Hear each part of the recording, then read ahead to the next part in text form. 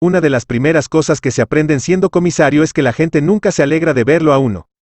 Esto ya no es así por lo que a mí respecta, por supuesto, ahora que mi gloriosa e inmerecida reputación me precede a donde quiera que vaya.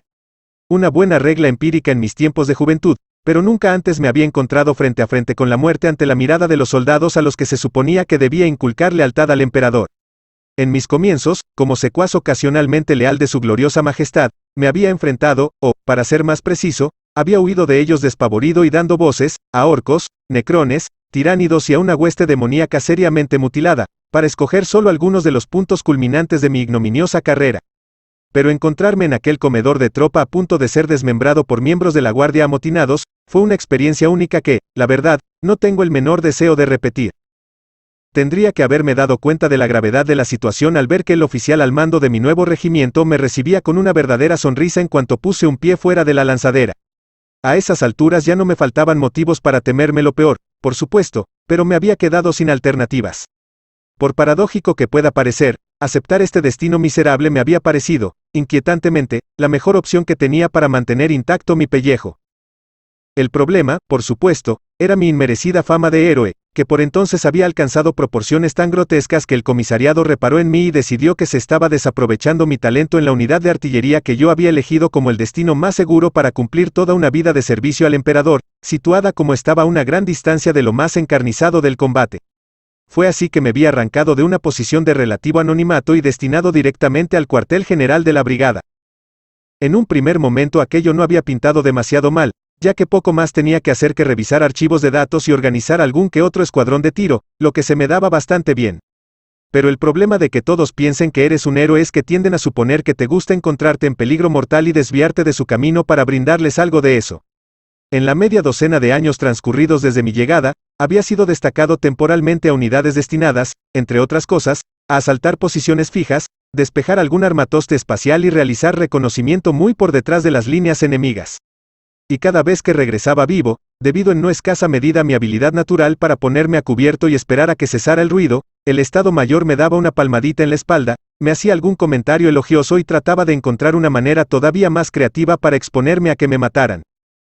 Era evidente que algo había que hacer, y rápido, antes de que la suerte me abandonara. Así pues, como tantas veces había hecho antes, dejé que mi reputación hiciera el trabajo por mí y solicité que me volvieran a trasladar a un regimiento. A cualquier regimiento. Por entonces no me importaba. Mi larga experiencia me había enseñado que las oportunidades de conservar la cabeza sobre los hombros eran muy superiores cuando podía cerrar filas con todos los oficiales que tenía a mi alrededor. La verdad es que no creo que esté hecho para el papeleo, le dije a modo de disculpa al enano con cara de comadreja de la oficina del general supremo. Él asintió comprensivamente y revisó con gran bambolla mi hoja de servicio. No puedo decir que me sorprenda, dijo con tono levemente nasal. Aunque procuraba parecer frío y compuesto, su expresión corporal dejaba claro su nerviosismo al encontrarse en presencia de una leyenda viva. Al menos así me había llamado algún necio amigo de encasillar a la gente después del asedio de Perlia, y la etiqueta hizo fortuna. Lo siguiente de que tengo conciencia es de mi propia cara mirándome con expresión mordaz desde los carteles de reclutamiento de todo el sector, y no recuerdo haber podido tomarme con tranquilidad una taza de recafeinado sin encontrarme bajo las narices un papel para que le pusiera mi autógrafo. No todos pueden con ello. Es una pena que no podamos tener todos su dedicación a la buena marcha del imperio, dije. Me miró un momento con atención, preguntándose si le estaría tomando el pelo, cosa que, por supuesto, estaba haciendo, y decidió finalmente que solo trataba de ser cortés. Decidí emplearme un poco más a fondo, pero me temo que he sido soldado demasiado tiempo como para tratar de cambiar de hábitos a estas alturas. Por supuesto, eso entraba en el tipo de cosas que se esperaban de Cain, el héroe, y cara de comadreja se lo creyó a pies juntillas. Tomó mi solicitud de traslado como si fuera una reliquia de un santo canonizado. Me ocuparé personalmente, dijo haciendo prácticamente una reverencia mientras me acompañaba a la puerta.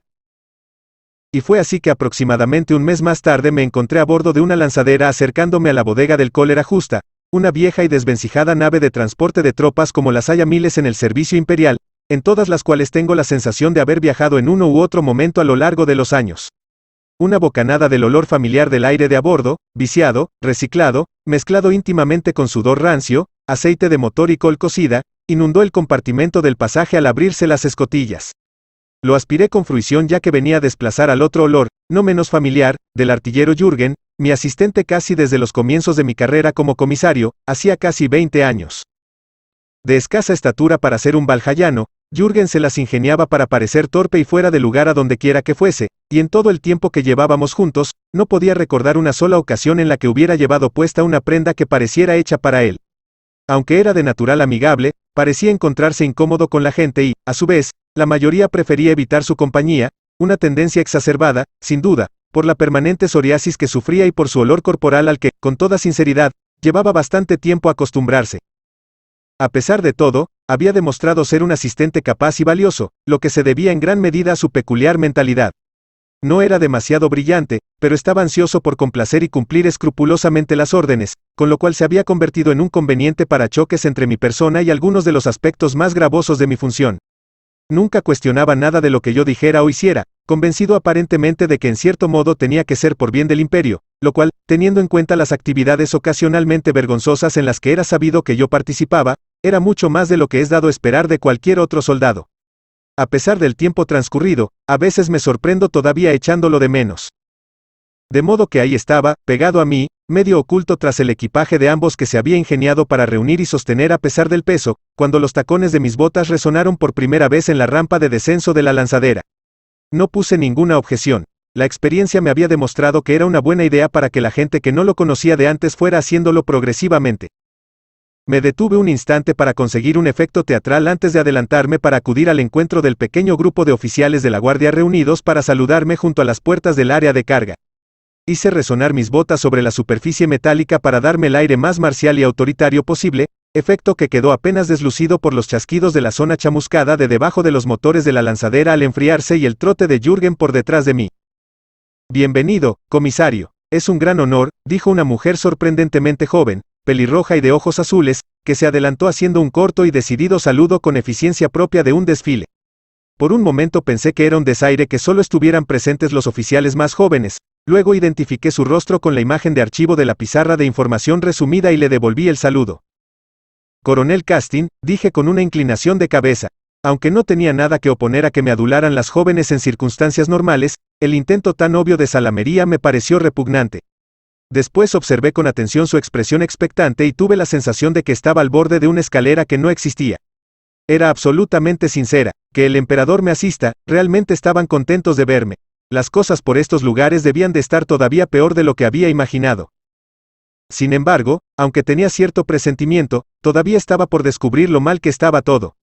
Una cosa era cierta, que sentía un cosquilleo en las palmas de las manos, síntoma inequívoco de que el aire estaba cargado de problemas, como la corriente estática que hay en la atmósfera antes de una tormenta, y aún había otra, y era que había roto con el hábito de toda una vida y había leído realmente y con atención el informe previo durante el tedioso viaje hasta reunirme con la nave. Resumiendo, la moral en el 296º, 301º de Valhalla había tocado fondo, y era evidente que la causa de todo ello era el título del regimiento. La combinación de regimientos con dotación insuficiente era práctica habitual en la Guardia Imperial, una forma sensata de consolidación después de haber sufrido bajas en combate para mantener las unidades plenamente operativas y que pudieran resultar útiles sobre el campo. Lo que no había sido tan sensato era la idea de sumar lo que había quedado de la 301A, una unidad de asalto planetaria excepcional con 1500 años de convicción tradicional en su superioridad innata sobre todas las demás unidades de la Guardia, especialmente sobre las demás valhallanas, con el 296º mando de guarnición de retaguardia que, para colmo de males, era uno de los pocos regimientos formados íntegramente por mujeres que se mantenía sobre aquella desolada bola de hielo. Y la guinda del pastel era que a Castin la habían puesto al mando en virtud de una antigüedad que superaba apenas en 3 días a la de su subordinado inmediato, un hombre con mucha más experiencia en combate. No es que a ninguno de ellos les faltara ahora, después de la batalla por Corania. Los tiránidos habían atacado sin advertencia, y todos los regimientos de la Guardia asentados en el planeta se habían visto obligados a oponer una feroz resistencia durante casi un año antes de que la flota y un par de capítulos de Astartes, 1, hubieran llegado para cambiar el rumbo de la guerra. Por entonces, cada una de las unidades supervivientes había tenido por lo menos un 50% de bajas. Algunas, muchas más, y los burócratas del Monitorum se habían puesto a la tarea de consolidar a los maltrechos supervivientes en unidades nuevamente operativas. Al menos en los papeles. Nadie con experiencia militar práctica podría haber tenido tan poco seso como para pasar por alto los efectos morales de sus decisiones. Pero ya se sabe, así son los burócratas. Tal vez si a unos cuantos zánganos del Administratum les hubieran dado rifles láser y les hubieran hecho prestar servicio con los soldados durante 1 o 2 meses, se les habrían aclarado un poco las ideas, suponiendo que por algún milagro no les pegaran un tiro por la espalda el primer día, claro está. Pero me estoy yendo por las ramas. Devolví el saludo a Castin y reparé mientras lo hacía en lo levemente descolorida que estaba la tela debajo de su insignia de grado donde habían estado los galones de capitán antes de su reciente e imprevista promoción a coronel.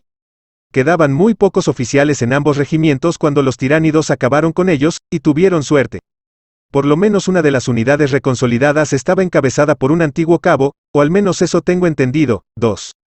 Por desgracia, ninguno de sus comisarios había sobrevivido, de modo que, gracias a mi poco oportuna solicitud de traslado, me había tocado a mí deshacer el entuerto. Vaya suerte. El mayor Brooklow, mi segundo, presentó Castin al hombre que estaba a su lado y cuya insignia era igualmente nueva. Se sonrojó imperceptiblemente, pero dio un paso adelante y me estrechó la mano con firmeza. Tenía unos ojos de color gris como el pedernal debajo del flequillo oscuro, y me apretó la mano con fuerza algo excesiva, tratando de medir la mía. 2 podían prestarse a ese juego, y yo tenía la ventaja de un par de dedos potenciados, de modo que le devolví el favor, sonriendo afablemente al ver cómo desaparecía el color de su cara. Mayor, lo solté antes de que resultara dañado algo más que su orgullo, y pasé al siguiente oficial de la fila.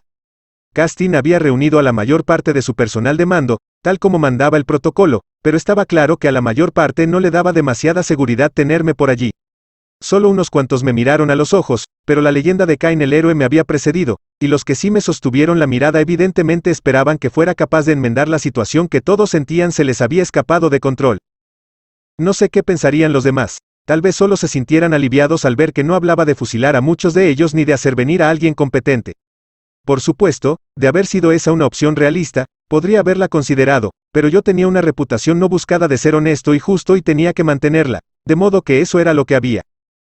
Terminadas las presentaciones me volví a Castin y señalé al vacilante montón de bolsas de viaje que había detrás de mí. La coronel abrió un poco más los ojos al atisbar la cara de Jürgen detrás de la barricada, pero supongo que a cualquiera que se hubiera enfrentado a los tiránidos esta experiencia lo habría dejado relativamente frío, de modo que rápidamente corrigió su expresión. Observé con regocijo bien disimulado que la mayoría de los oficiales reunidos contenían la respiración todo lo que podían. Mi asistente, artillero de primera Ferik Jürgen, dije. En realidad, había solo una categoría de artilleros, pero suponía que ellos no lo sabrían, y la pequeña promoción oficiosa añadiría puntos al prestigio de ser el asistente de un comisario. Eso, a su vez, me beneficiaría a mí. ¿Podrían asignarle un alojamiento? Por supuesto, se volvió a uno de los lugartenientes más jóvenes, una chica rubia de aspecto algo equino que parecía más apta para estar en una granja que vistiendo un uniforme, y le hizo una seña con la cabeza.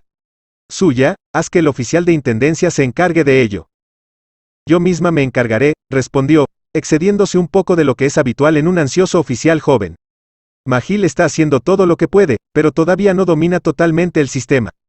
Castin asintió sin convicción, desconocedora de que hubiera un problema, pero pude ver que la mandíbula de Brooklow asumía un gesto tenso y que la mayor parte de los hombres presentes a duras penas podían disimular su desagrado.